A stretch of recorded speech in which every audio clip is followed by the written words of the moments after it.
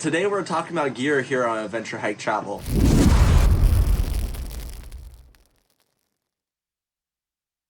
For my helmet, I am rocking a super old Smith Scout helmet. I ripped off the ear pads on there just so it'd fit better with my beanie underneath. I'm also rocking a Smith helmet. I know it's a different model than yours, but I'm not entirely sure. I think I have the same model as you, Jason. Do you remember, or? I think mine's a little different than yours, but mine is even older than that. I'm past the expiration date, so I'll be shopping.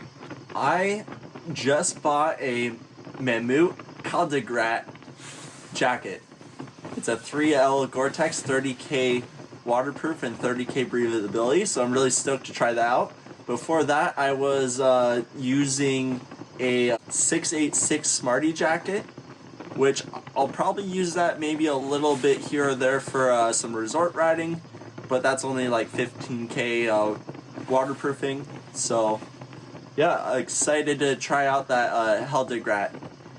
For snowboarding shell, when splitboarding, I'm using the Cool One Shell jacket. It's very lightweight, very breathable, which is great for when splitboarding. But on those colder weather days or where I'm resort riding, I'll be using the REI Co-op shell.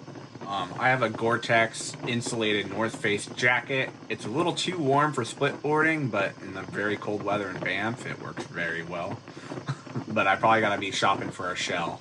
For snowboarding pants, I've been rocking for the last few years the Patagonia Snowbell women's snowboard pants. They're getting a little frayed on the edges, so I might be having to upgrade soon. And when I do upgrade, I might look for something with a little bit bigger vents, especially getting into splitboarding. And I have some True Gear snowveralls. My fiance also has a pair of those too. I haven't used them too much, only like 1 to 2 days, so I don't have my full input on them yet. But I'm also probably looking for just some snowboarding pants for splitboarding as well that I need to get pick up some. And for me, I'm sure you guys have seen it on the channel, but I am still rocking the Burton vent pants. So those Gore-Tex pants have been awesome with the full ventilation on the inside and the outside, so they've been great for splitboarding so far. Now let's talk about boots. So I am rocking this year the Ride Lasso boots. Hopefully next year I can upgrade. And I'm also rocking the Ride Women's Karmazoa Double Boa System snowboard boots. They're the best boots I've ever owned.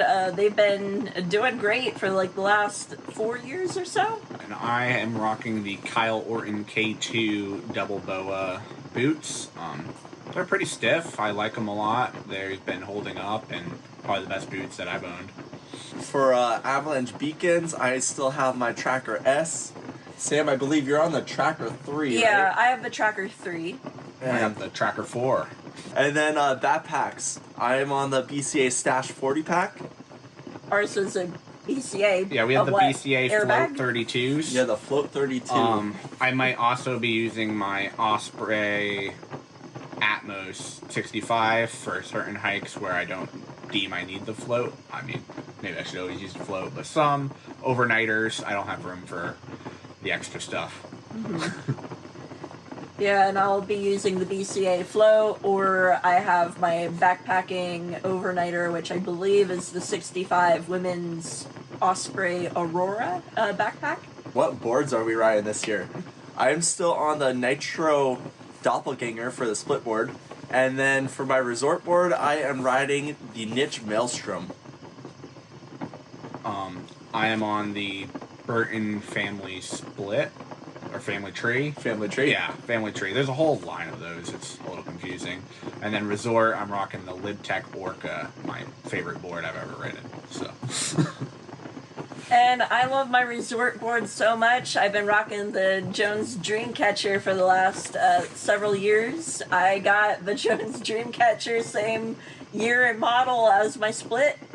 Okay, and then for bindings, on my Splitboard, I have the Nitro Vertical bindings, and my resort board, I have the Burton Cartel. Yeah, I think just the Cartels, not the Cartel X's, so.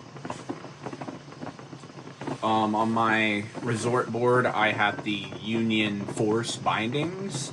On my split board, I got it used, so it's a little hard, but I think it's the K2 K2 Freeloaders. Freeloaders. I think it's called. Yeah, not positive on that. Alright, I'm pulling a bit of a blank. I believe my resort board bindings are the Burton Women's Lexa bindings.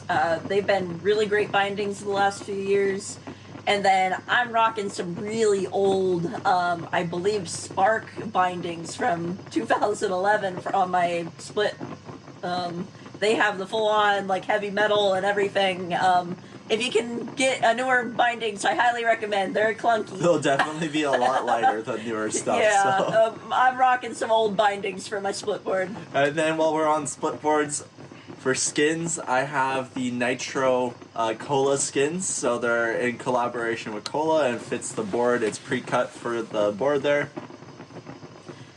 For skins, I believe I'm rocking the Voile, the French Voile skins.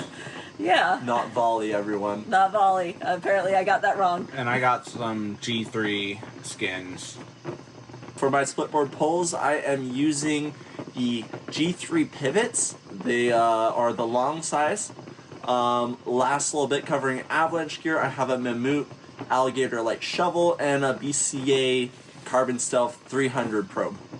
Splitboard poles. I got that Costco pack of snowshoes and poles, and those are my splitboard poles that I'll be using. I'm not entirely sure of the brand name, but great Costco pack. They've been lasting a while.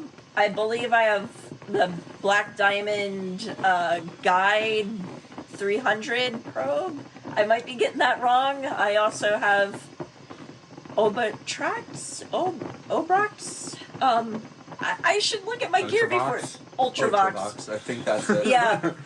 For Avalanche shovel, I have the Ultravox shovel. I have the Dozer 2 from BCA, which has the built-in saw and can also do the hoe mode. It's kind of like the luxury shovel of the Avalanche world. And then I have the Stealth 300 BCA probe, and I need poles. Give me recommendations, please. Leave it in the comments if you have recommendations on poles. I've been rocking the Outdoor Master ones with the magnetic lenses that swap out since probably like 2018, and I now have like 5 different lenses for them. Best like $40, and then it's like $20 each lens. Best investment I've ever made. They just, I don't know, I've had $100 goggles before, and they just fog up, break, they get moisture in between the double lens. These are cheap, and it's been working just as good. Yeah, the magnetic lens is amazing. My brother got me hooked on the same goggles. We both have the Outdoor Master goggles there, and swapping out the lenses, like, they pop off so easily, but stay on while you're riding. It's nice to be able to keep extra goggles and swap between like really bright versus when it gets foggy, switch different lenses. They're great goggles. Okay, so that's our Adventure Hike Travel Gear Talk for the 2026 season here. Thank you guys all for watching, and please like, comment, subscribe. It really helps the channel grow. Cheers. Cheers. Cheers. Clink.